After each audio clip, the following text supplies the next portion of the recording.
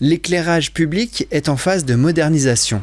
La commune d'Oberbronn est passée totalement aux diodes électroluminescentes et en ce moment, à Reichshofen, la régie d'électricité installe de nouvelles sources LED sur 260 points lumineux. Donc pour la principale différence entre les deux systèmes d'éclairage public, on retrouve le système conventionnel avec une ampoule SHP, donc sodium haute pression, d'une puissance de 100 watts. Et donc là, on va aujourd'hui s'orienter sur un module LED d'une puissance de 36 watts. Donc en comparatif par rapport aux deux systèmes d'éclairage public, on divise quasiment par 3 la consommation. Et la consommation n'est pas le seul avantage. Les LED sont dimmables, c'est-à-dire que la luminosité peut être réduite. Pour cela, elles sont équipées de commandes Bluetooth. Les horaires également sont réglables à distance. À l'atelier, les agents préparent les éclairages pour faire du rétrofit.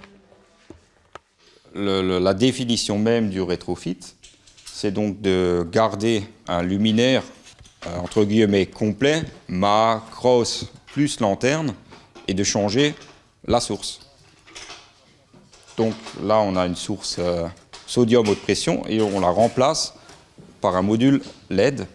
Mais qui dit remplacer, avant ça, il y a quand même toute une étude qui est faite. Nous, avec le fabricant, on a fait développer une doucine. Doucine, qui dit doucine, dit entre guillemets support d'adaptation pour pouvoir accueillir le nouveau module LED et lui-même l'insérer dans la lanterne. En fait, au lieu de remplacer toute la lampe, d'enlever la lanterne et de remplacer par une lampe LED à part entière, et en fait, ça permet de garder la carcasse, d'enlever la lampe sodium à l'intérieur, ainsi que le ballast et les équipements qu'il y a à l'intérieur, et de remplacer par une LED en partie supérieure de la lampe. Donc ça permet en fait de récupérer ce qu'il y avait avant, tout en modernisant la lampe. Autre atout des LED, la pollution lumineuse sera réduite car la lumière est dirigée vers la route. Parce qu'en fait, à l'intérieur de la lampe LED, il y a des espèces de lentilles. Et les lentilles en fait, ont un flux lumineux qui va être dirigé pour en fait, que ça soit plus important au niveau de la route et moins important du côté des maisons. En fait. Avec de l'éclairage LED, il y a les lentilles qui sont spécifiques à chaque module.